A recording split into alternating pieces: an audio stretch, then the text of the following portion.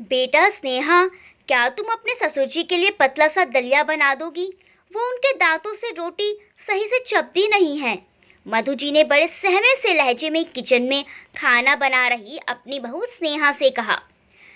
सास मधु जी की बात पर स्नेहा तिड़कते हुए बोली, ओहो, बुढ़िया ऑर्डर तो ऐसे दे रही है जैसे किसी रेस्टोरेंट में वेटर को खाने का ऑर्डर दे रही हो। पतला सा दलिया चाहिए। अरे मैंने क्या ठेका उठा रखा है सबका, जो मुंह उठाए चली आई फरमाइश करने। जा यहाँ से, मेरे सर पर मत नाचती रहे। अब मुझे अभी बहुत काम है। बहू के कटु वचन सुन मधु जी सहम सी जाती हैं और आंसू मोतियों की तरह पलकों से टपकने लगते हैं। आंसू साफ करके सिर झुकाए वह अपने कमरे में वापस आती हैं। पत्नी का उतरा हुआ चेहरा देख पति मोहन सिंह जी उनका मन पड़ने में देरी नहीं लगाते और मधु जी के कुछ कहने से पहले ही वो पत्नी को अपने पास बैठाकर उनका हाथ अपने हाथों में लेकर समझाते हुए तसल्लीपूर्वक कहते हैं, क्यों उदास होती हो मधु? संतान तो इनके भी है। आज जैसा व्यवहार ये लोग हमारे साथ करेंगे वैसा ही व्यवहार इनके संतान कल को इनके साथ करेगी। तुम देखो मधु, जब हम लोगों ने अपने माँ पिताजी की दिन रात सेवा की, तब भी हमें अपनी संतान की वजह से ऐसे दिन देखने पड़ रहे हैं। फिर ये लोग तो हमारे सेवा करना दूर हमारे साथ इतना दुर्व्यवहार करते हैं, तो सोचो इनकी संतान इन्हें कैसे कैसे दिन देखने पर मजबूर करेगी। मधु जी, आप छोड़िए इन लोगों को जी। अभी भगवान की दया से मेरे हाथ एकदम सही सलामत हैं। मैं तो खुद भी पका खा सकती हूँ। बस वो डायन स्नेहा ही मुझे किचन में पैर नहीं धरने देती, जैसे कि मैं कोई अछूत हूँ। नाम रख दिया माँ बाप ने स्नेहा, परंतु स्वभाव एकदम विपरीत है। आप थोड़ा इंतज़ार करिए, वो खाना बनाकर अपने कमरे में चली जाए, फिर मैं आपके लिए दलिया बना लाऊंगी। थोड़ी देर बाद स्नेहा के कमरे में जाने के बाद मधु जी पति मोहन जी के लिए दलिया बना लाई और बड़े प्रेम से उन्हें दिया। मधु जी और मोहन जी के विवाह को लगभग 32 बरस पूरे होने को आए थे। जब मधु जी का विवाह मोहन जी से हुआ तब वह सिर्फ 18 बरस की थी। बड़ी पतली दुबली, परंतु स्वभाव ऐसा कि सबका आते ही ससुराल में पति से लेकर सास ससुर सबका मन जीत लिया। जहां मधु जी नटखट और चंचल स्वभाव वाली थी, वहीं दूसरी ओर मोहन जी हट्टे कट्टे स्वाभिमानी स्वभाव के गबरू जवान थे। मोहन जी की प्राइवेट जॉब थी। विवाह के 2 वर्ष पश्चात मधु जी ने प्यारे से बेटे सार्थक को जन्म दिया, जिसके आने से मधु और मोहन जी का परिवार जैसे पूरा हो गया। परंतु दुर्भाग्यवश 3 वर्ष की उम्र में ही सार्थक चेचक की बीमारी के चलते भगवान को प्यारा हो गया। सार्थक के जाने के साथ ही मधु और मोहन जी की हंसी खुशी भी कहीं गायब हो गई। उदासी और वीरानी ने घर में पैर पसार लिए, परंतु यह उदासी के बादल छटे मधु और मोहन जी के दूसरे बेटे सचिन के जन्म से, जिसकी किलकारियों ने घर को फिर से जीवित कर दिया। और फिर सचिन के जन्म के 3 वर्ष बाद एक नन्ही सी गुड़िया वंदना के आने से मधु और मोहन जी का परिवार फिर से पूरा हो गया। नन्ही गुड़िया वंदना आते ही बड़े भाई सचिन और दोनों माता पिता का खिलौना बन गई। दोनों माता पिता अपने दोनों बच्चों को अत्यधिक प्रेम करते थे। दोनों दंपति ने बड़े जतन और स्नेह से अपने घर को सींचा था। मोहन जी की प्राइवेट जॉब होने के बावजूद भी पाई पाई जोड़कर दोनों ने अपने सपनों का महल खड़ा किया। दोनों ने बड़ी मेहनत करके अपना जो सुंदर और बड़ा सा घर बनाया था, उनके लिए वो महल से कम ना था। अपने दोनों बच्चों की परवरिश में भी उन्होंने कभी खाने पहनने की कोई कमी ना की। दोनों बच्चे सचिन और वंदना की शिक्षा पर भी उन्होंने काफी जोर दिया। मधु जी ने एक समझदार गृहिणी की भांति पति की छोटी सी कमाई में भी तिनका तिनका जोड़कर अपने दोनों बच्चों को अच्छे स्कूल और कॉलेज में पढ़ाया। वंदना बिल्कुल अपनी माँ की छवि थी। सुंदर, सुशील, एवं थोड़ी सी नटखट।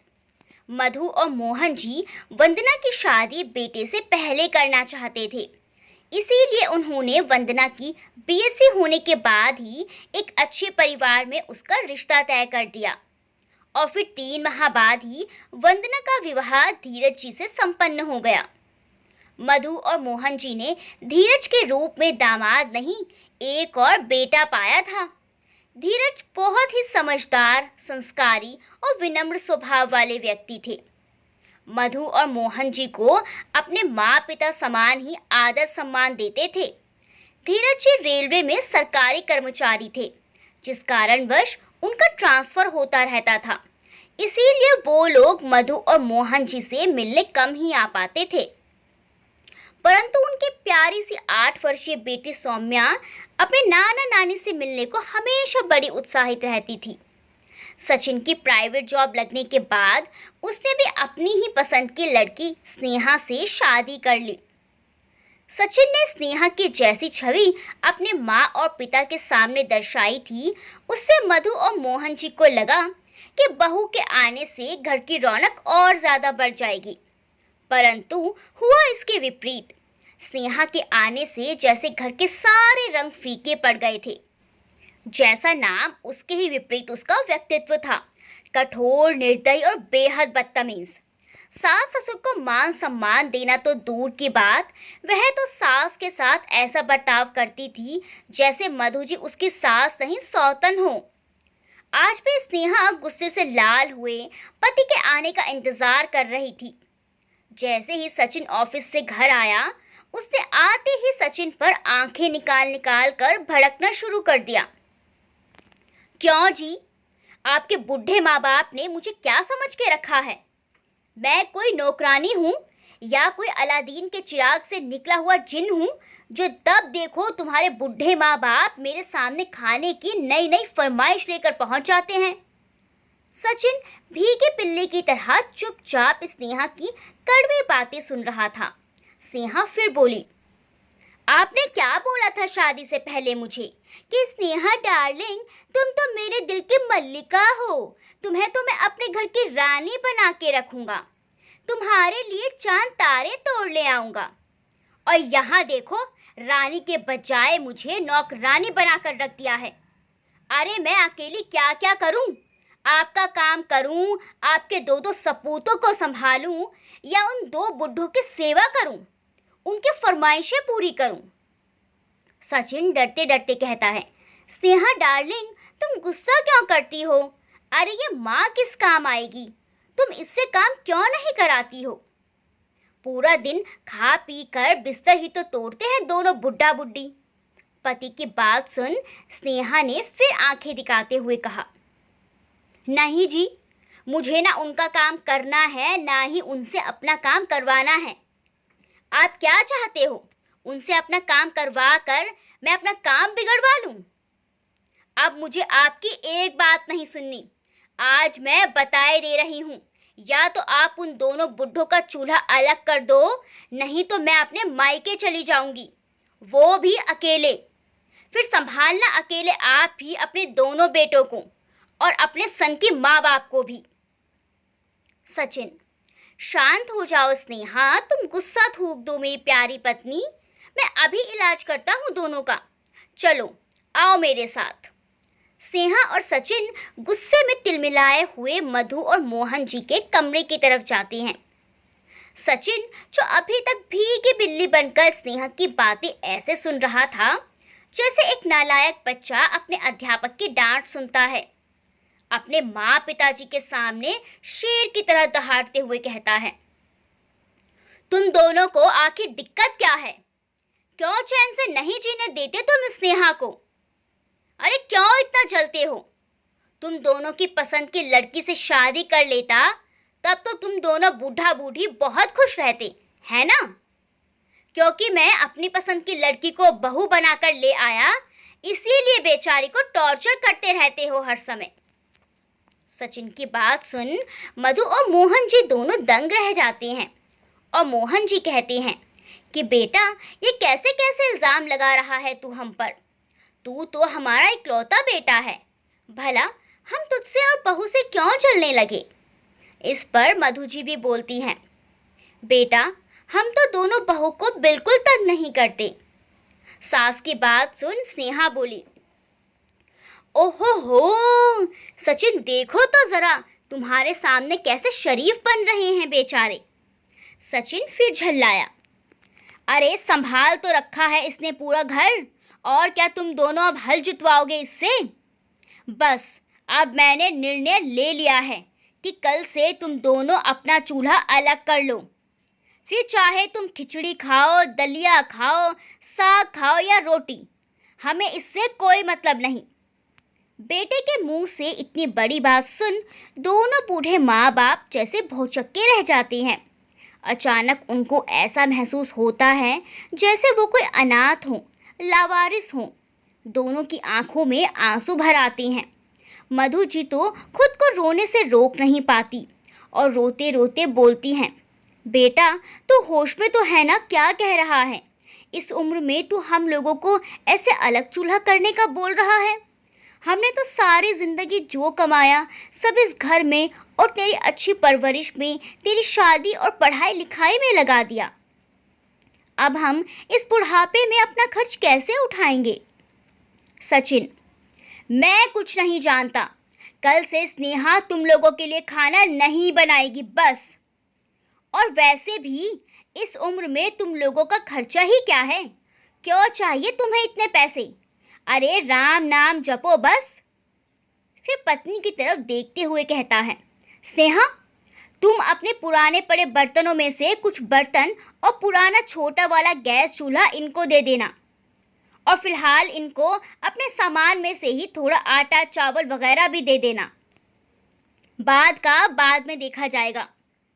सचिन अपने बूढ़े माँ पिता को अपना फरमान सुना पत्नी का हाथ पकड़ वहां से चला जाता है और पीछे रह जाते हैं आंखों में आंसू और दिल में पीड़ा लिए उसके बूढ़े माँ बाप, जिन्होंने अपने इकलौते बेटे की अब तक हर मांग, हर इच्छा पूरी की थी।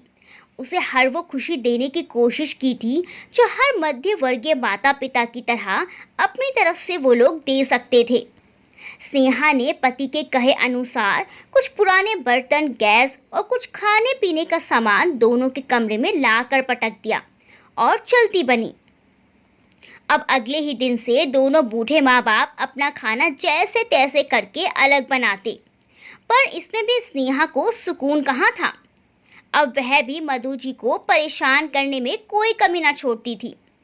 एक दिन मधु जी अपनी बूढ़ी हड्डियों को रगड़कर बड़ी मुश्किल से अपने कपड़े धोकर बाहर आंगन में रस्से पर सुखा रही थी। तभी स्नेहा भी अपने धुले हुए कपड़ों की बाल्टी लेकर आई और मधु जी के धुले हुए कपड़े रस्सी से नीचे फेंकते हुए बोली, ए बुड्ढी, अभी तो मैं कपड़े धोकर लेकर आई हूँ। पूरी रस्सी पर तू ही अपने कपड़े डाल देगी तो मैं क्या अपने कपड़े तेरे सर पर फैलाऊंगी? मधु जी को स्नेहा की इस बेहुदा हरकत पर गुस्सा तो बहुत आया, परंतु उन्होंने अपने गुस्से पर काबू रखते हुए गिरे हुए कपड़े फिर से उठा लिए और वापस धोकर इस बार छत पर सुखाने के लिए चली गई। क्योंकि वे एक समझदार महिला थी, इसीलिए जानती थी कि ऐसे लोगों से बहस या झगड़े में पड़ना समझदारी की बात नहीं। अगले दिन बाहर सहन में बनी हुई टंकी पर मधु जी अपने झूठे बर्तन धोने के लिए बैठी तो स्नेहा फिर से उनको देखकर दौड़ते हुए अपने भी बर्तन धोने के लिए ले आई और बोली, चल हट बुड्ढी, पहले मुझे बर्तन धोने दे, तू मेरे बाद धोना।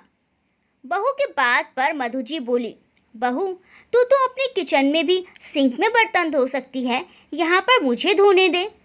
सास की बात पर स्नेहा मुंह बनाते हुए बोली, मैं तेरी गुलाम नहीं बुड्ढी कि तेरे इशारों पर नाचूं।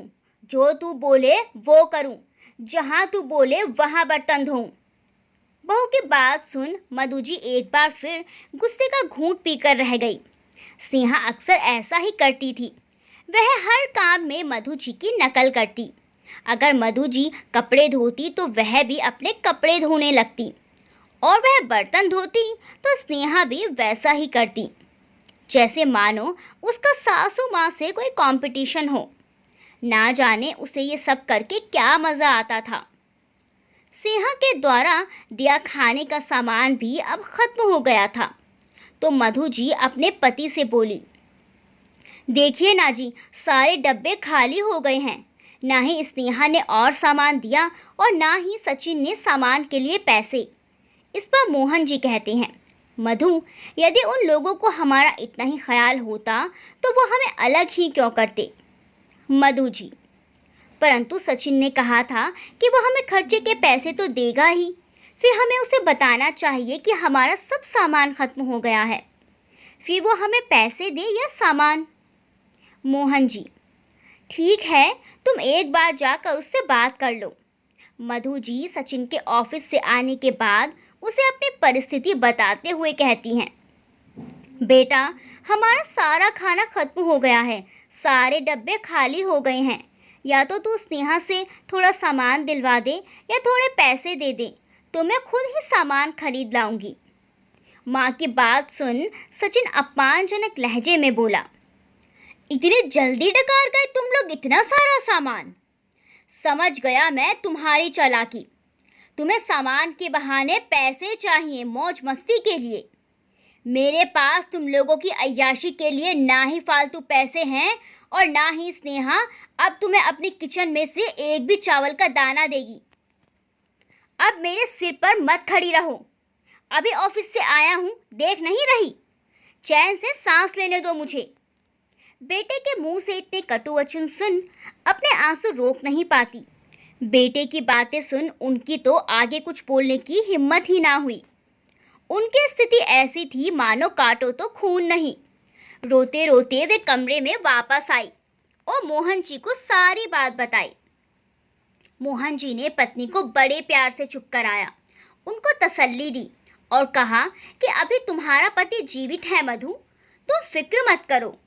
मैं तुम्हें ऐसी संतान की वजह से ना ही रोने दूंगा और ना ही यूं भूखा मरने दूंगा। फिलहाल तो हमारे पास दोपहर का बचा हुआ खाना है ही, तुम भगवान का नाम लेकर खाओ आराम से, मैं कल करता हूँ कुछ। मधु जी, परंतु आप क्या करेंगे? आपकी तबीयत तो पहले ही ठीक नहीं रहती है। पर मधु, जब तक जीवित हैं ऐसे भूखे भी तो नहीं मर सकते ना।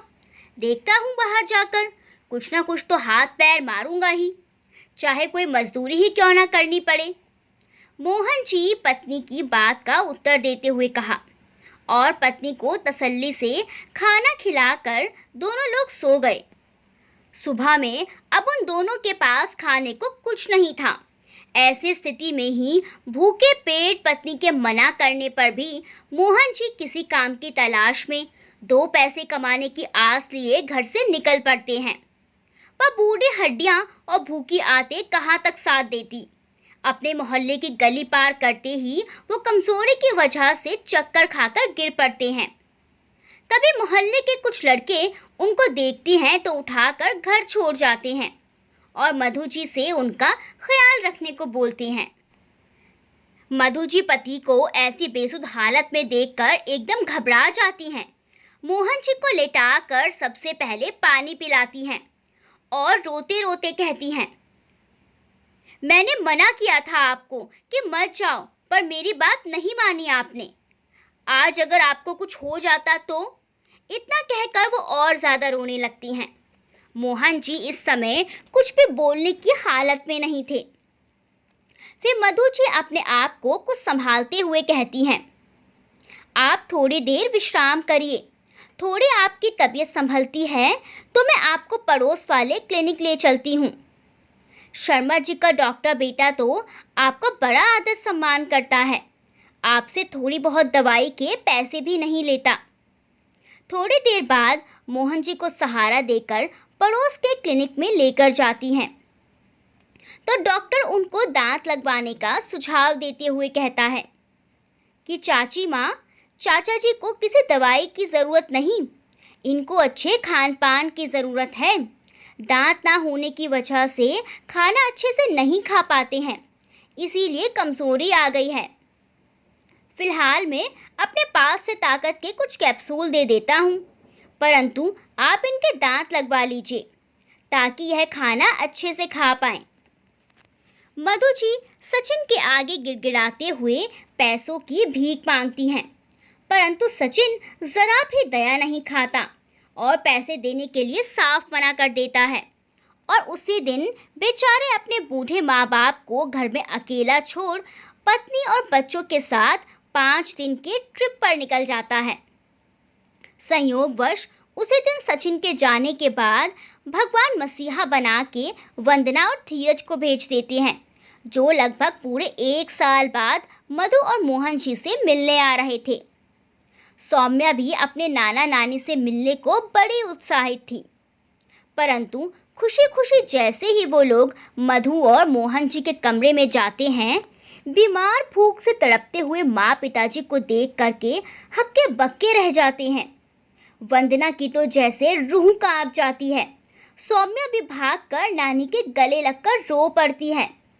मधु और मोहन जी भी बेटी और दामाद को देखकर बहुत रोते हैं और सारी स्थिति का वर्णन करते हैं। वंदना और धीरज को तो इतना गुस्सा आता है कि अगर सचिन और स्नेहा इस समय उनके सामने होते तो वो लोग मार मार कर उनका भरता बना देते। वंदना और धीरज इस समस्या का हल ऐसे निकालते हैं कि सचिन और स्नेहा के ट्रिप पर से वापस आने से पहले ही अपने माँ पिताजी को मधु कॉस्मेटिक्स के नाम से उनके विश्राम कक्ष में ही आगे की तरफ छोटा सा शटर लगवाकर एक कॉस्मेटिक की छोटी सी दुकान खुलवा देते हैं, जिससे कि मधु और मोहन जी का समय भी बीत जाए और उनको पाई पाई के लिए बेटे के आगे हाथ भी ना फैलाना पड़े। माँ और पिताजी को ख्याल रखने का बोलकर वो लोग चले जाते हैं। जैसे ही सचिन और स्नेहा ट्रिप से वापस आते हैं तो मधु कॉस्मेटिक्स देखकर दोनों हक्के बक्के रह जाते हैं। दोनों समझ गए थे कि ये मदद वंदना और धीरज के सिवा कोई नहीं कर सकता। स्नेहा, जो कि हर काम में सास को कॉपी करती थी, सास की दुकान देखकर पैर पटकते हुए पति से कहती है, देखा बुड्ढी हड्डी में अभी भी कितना दम है। हम ट्रिप पर गए थे तब दोनों बीमारी का कैसा नाटक कर रहे थे और इतनी जल्दी दुकान भी खोल कर बैठ गए। जब ये बूढ़े इस उम्र में दुकान खोल सकते हैं तो मैं क्यों नहीं। मुझे भी आप ऐसी ही सेम टू सेम दुकान खुलवा कर दो। उसके जिद के आगे सचिन भी हार जाता है और उसको ठीक अपनी माँ पिताजी की दुकान के सामने ही स्नेहा कॉस्मेटिक्स के नाम से कॉस्मेटिक्स की दुकान खुलवा देता है। स्नेहा ने दुकान खोलते ही फिर से मधु जी को तंग करना शुरू कर दिया। जो ग्राहक मधु जी की दुकान की तरफ जाते वो बड़ी चालाकी से ग्राहकों को लुभाते हुए कहती, अरे बहन जी, आप मेरी दुकान पर आइए, एक से बढ़कर एक लेटेस्ट सामान रखती हूँ, एकदम ओरिजिनल। वो सामने वाली दुकान पर तो सारा सामान नकली है। आप यहाँ मेरी दुकान पर आइए, देखिए सारी वैरायटी उपलब्ध है। लैक्मे, हिमालय, पॉन्ड्स, गार्नियर सब मिलेगा आपको। ऐसे चालाकी करके स्नेहा सारे ग्राहक अपनी दुकान की तरफ खींच लेती और उधर मधु जी और मोहन जी को नुकसान होने लगा, क्योंकि उनकी दुकान पर आने वाले ग्राहक सब स्नेहा की दुकान पर जाने लगे। इधर स्नेहा अपने ग्राहक बढ़ने और अच्छी इनकम की खुशी मनाने लगी थी, परंतु पिछले मोहल्ले की जो कमला स्नेहा के दुकान से एक दिन पहले सिर में लगाने के लिए मेहंदी लेकर गई थी, वह गुस्से से लाल हुई वापस स्नेहा की दुकान पर पहुंची और गुस्से में लाल होते हुए बोली, ओ स्नेहा मैडम, देख देख तेरी ये दुकान से खरीदी हुई मेहंदी ने मेरे सिर का क्या हाल कर डाला। देख आंखें फाड़ कर मेरे कितने बाल झड़ गए हैं। एक ही रात में तेरी मेहंदी ने मुझे गंजा बना डाला।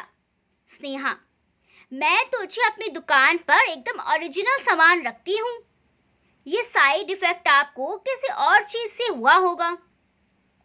कमला, अरे एक तो चोरी ऊपर से सीना जोरी, एक तो डुप्लीकेट एक्सपायर्ड सामान बेचती है, ऊपर से अपनी गलती भी नहीं मानती। देख तू अभी सारे मोहल्ले को जमा करती हूं मैं। अरे रेनू, शिखा, कमला, रूबी, आओ आओ, देखो भाई, सब लोग देखो इस स्नेहा की सीना जोरी। कमला की आवाज सुन सभी लोग स्नेहा की दुकान के सामने जमा हो जाते हैं और कई और लेडीज भी स्नेहा के सामान की शिकायत करती हैं। किसी के मुंह पर स्नेहा की दुकान से खरीदी हुई क्रीम से मुहासे हो जाते हैं तो किसी के बाल काले होने के बजाय सफेद हो जाते हैं। सारी लेडीज अपनी अपनी शिकायत लेकर स्नेहा पर झल्ला पड़ती हैं और सभी लेडीज उससे अपने सामान के पैसे वापस मांगने लगती हैं। स्नेहा इतनी सारी लेडीज को एक साथ देखकर घबरा जाती है, क्योंकि चोर की दाढ़ी में तिनका तो होता ही है। वह सच में कम दाम में ज्यादा लाभ उठाने के लिए डुप्लीकेट सामान लाती थी, जबकि मधु और मोहन जी एकदम ओरिजिनल सामान लाते थे। अब सारे ग्राहक फिर से मधु कॉस्मेटिक्स से ही सामान खरीदने लगे। उधर स्नेहा की दुकान पर अब कोई चिड़िया का बच्चा भी नहीं जाता, परंतु उसने अपने खर्चे इतने अधिक बढ़ाए हुए थे जो इतनी कम दुकानदारी में पूरे नहीं होते हैं। वह फिर बेचारा सा मुंह लेकर अपने सासू माँ से कुछ पैसे 10 दिन के वादे पर उधार मांगने जाती है। मोहन जी तो मधु जी को मना करते हैं, परंतु मधु जी उसके रोने सूरत देखकर पिघल जाती हैं और पैसे दे देती हैं। लेकिन जब स्नेहा 15-20 दिन बाद भी पैसे नहीं लौटाती तो मधु जी उससे पैसे मांगते हुए कहती हैं, बहू, तूने 10 दिन के वादे से पैसे लिए थे, 20 दिन गुजर चुके हैं, दुकान का सारा सामान खत्म हो चुका है, मुझे सामान लाना है, ला पैसे दे दे। मधु जी बड़े आस भरे स्वर में स्नेहा से बोलती हैं तो स्नेहा नाक मुंह बनाकर बोलती है, बुढ़िया, तूने भी हद ही कर दी है। मैं कौन सा तेरे पैसे लेकर भाग रही हूँ? एक तो तूने मेरे ग्राहक तोड़ दिए, ऊपर से मुझसे बार बार पैसे मांगती है। मैं कहीं भागी नहीं जा रही हूँ, मिल जाएंगे तेरे पैसे जब तेरा बेटा देगा मुझे। लेकिन बहू तो बोल रही है कि मैं बार बार पैसे मांगती हूँ। मैंने कब मांगे? 10 दिन के वादे से लिए थे, आज 20 दिन में पहली बार बोला है। आज भी तूने 100 बातें सुना डाली। ओए होए बुढ़िया, तेरे तो ज्यादा पर निकल आए हैं। कितना बोलना आ गया है तुझसे जरा सा काम चलते ही। मेरी आह नाले बुढ़िया, तू कभी फल फूल ही नहीं पाएगी। स्नेहा इससे पहले और आगे बोलती मधु जी चुपचाप अपने कमरे में चली गई। रात का समय था, मधु जी को खाना भी बनाना था, तो मधु जी ने बहू के साथ और मुंह मारना जरूरी नहीं समझा। क्या जीवन है जी, बेटा बहू कभी पूछते नहीं, कभी पैसे नहीं देते। अब हमारे पैसे भी लेकर वापस देने का नाम नहीं लेते। ऐसे कब तक चलेगा जी? मधु जी ने खाना बनाते हुए अपने पति से कहा। तो मोहन जी बोले, ये आजकल की संतानें ऐसी हैं तो सोचो आगे इनकी संतानें कैसी होंगी। जैसा ये लोग हमारे साथ कर रहे हैं, इनका तो फिर भगवान ही मालिक है। और अगर अब तुमने एक भी पैसा इन कपूतों को दिया तो मुझसे बुरा कोई नहीं होगा। हाँ जी, जानती हूँ, ध्यान रखूंगी। चलो लो अब खाना खाते हैं। दोनों खाना खाते हैं और आराम से सो जाते हैं। सुबह जल्दी उठ पूजा पाठ कर नाश्ता कर हर रोज की तरह मधु जी और मोहन जी दुकान पर जाते हैं तो देखते हैं दुकान के आगे बहुत गंदगी वाला कूड़ा पड़ा हुआ था। दोनों ने जब देखा तो उल्टी होने को हो गई। दोनों ने बहुत मुश्किलों के साथ गंदगी साफ की, धोया और धूप बत्ती जलाई, तब जाकर कुछ मन ठीक हुआ। उसके बाद जब स्नेहा ने दुकान खोली तो आंखें फाड़ फाड़ कर सास ससुर को घूरे जा रही थी, क्योंकि दुकान के बाहर गंदगी डालने का काम उसी ने किया था। स्नेहा हमेशा अपने सास ससुर को परेशान करने का कोई मौका नहीं जाने देती थी। उनके साथ पागलों वाली हरकतें करती रहती थी, जिससे उनका दिमाग खराब होता रहता था। लेकिन बहू के साथ ज़्यादा मुंह नहीं मारते थे। दोनों दंपति ने दुकान के सामान के लिए कुछ तो रकम इकट्ठा कर लिया था और कुछ बहू से लेकर सामान लाने की योजना बना रहे थे। दुकान बंद करने के बाद रात में फिर मधु जी ने स्नेहा से अपने पैसों के लिए कहा, बहू आज तो पैसे दे दे, हमें कल सामान लाना है। इतना सुन स्नेहा फट पड़ी और गुस्से से लाल सास पर भड़के जा रही थी। मधु जी को भी गुस्सा आ गया। मैंने अपने पैसे मांगकर कौन सा पाप कर दिया है जो तू इतना घमंड कर रही है? उन दोनों की आवाज़ सुन मोहन जी भी कमरे से बाहर आ गए। बहू थोड़ी तो लाज शर्म रख लिया कर, तेरी सास है वो, सास भी माँ होती है। मोहन जी ने स्नेहा को समझाते हुए कहा तो स्नेहा और ज़्यादा भड़क गई। माँ? अरे हाँ, ये माँ नहीं डायन है, डायन, जो अपने बेटे बहू को जरा से पैसे देकर भी मांगे जाती है।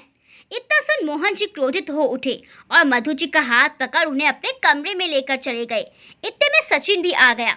पत्नी को गुस्से में लाल देख पूछने लगा, अब क्या हो गया भाग्यवान? स्नेहा पैर पटकते हुए कमरे में चली गई और उसके पीछे पीछे सचिन भी कमरे में चला गया।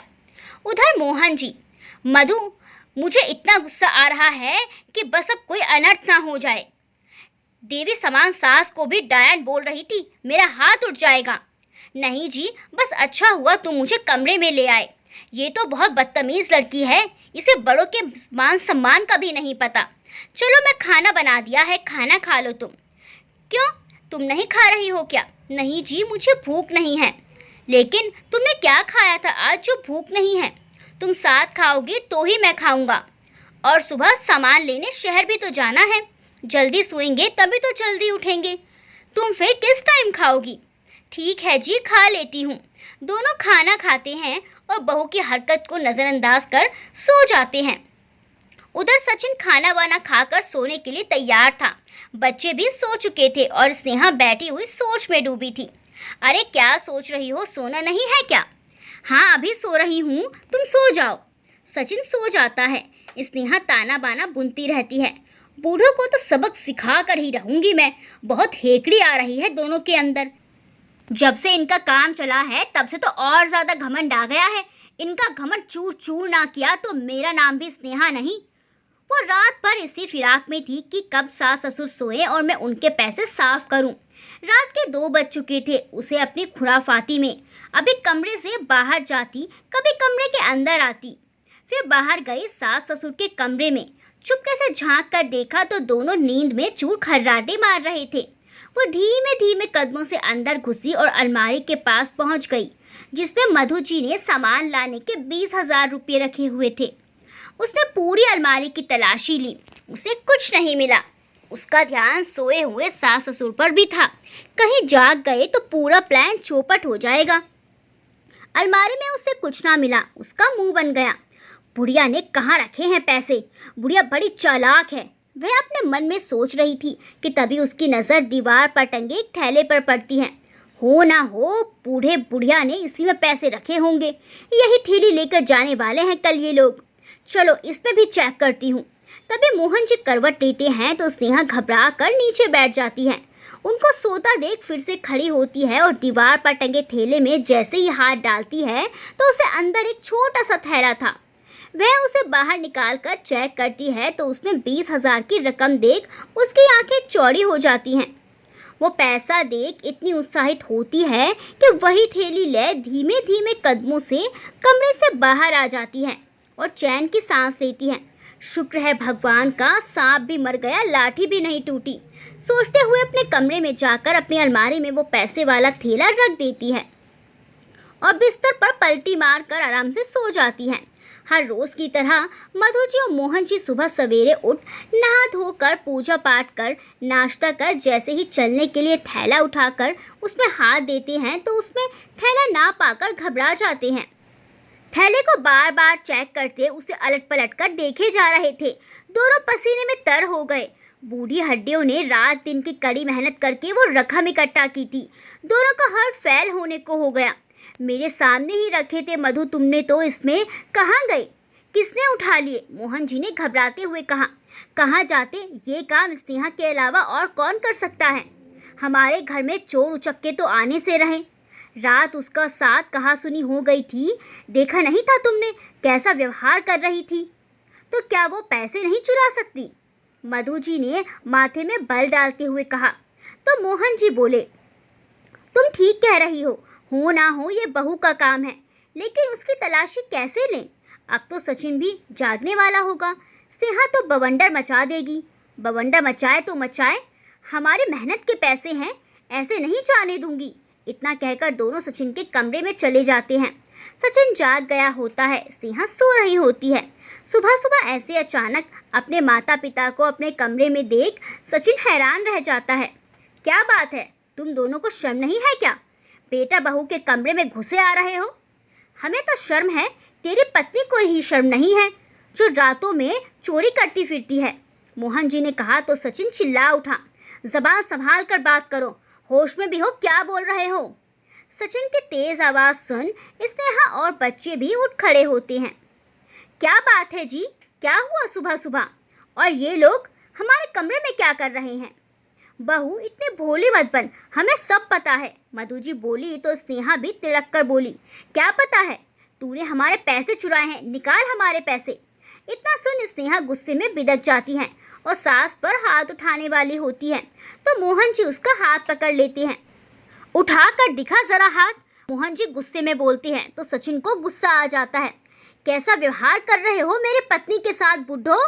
एक तो झूठा इल्जाम लगा रहे हो, ऊपर से इतना घटिया व्यवहार कर रहे हो।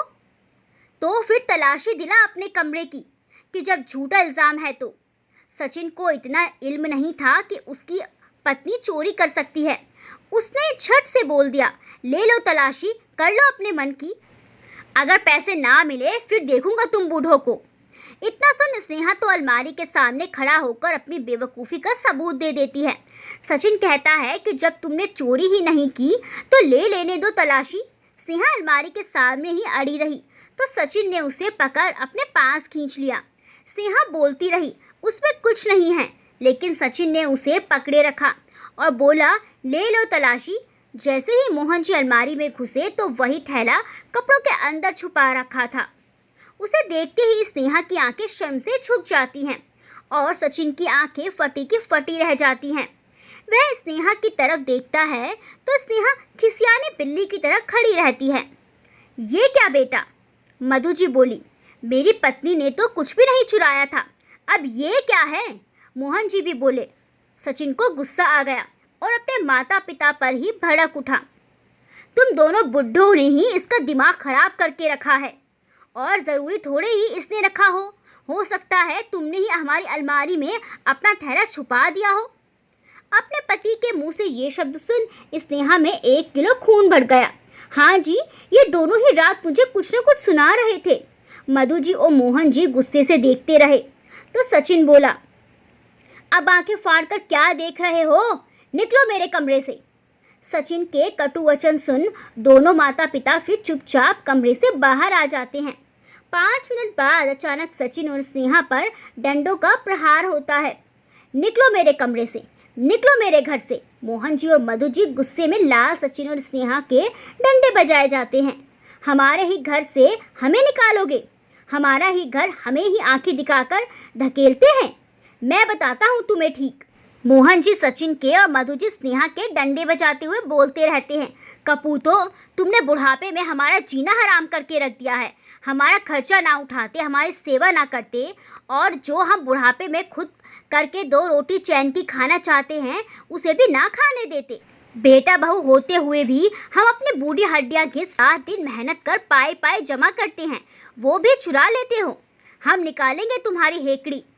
आए मम्मी, आए बाबूजी, दोनों के मुंह से निकल रहा था। दोनों ने डंडा पकड़ना भी चाहा तो हाथों पर ही डंडे बजा दिए और बजाते बजाते घर के बाहर ले गए। बहुत शौक है ना तुझे हर काम में सास की बराबरी करने का, अब करिए बराबरी।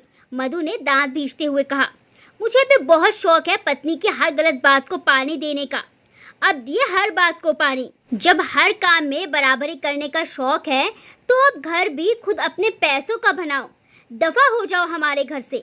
मोहन जी और मधु जी पूरे गुस्से में थे। आज तक जो गुस्सा वो पीते आए हैं आज वो सब बाहर आ चुका था।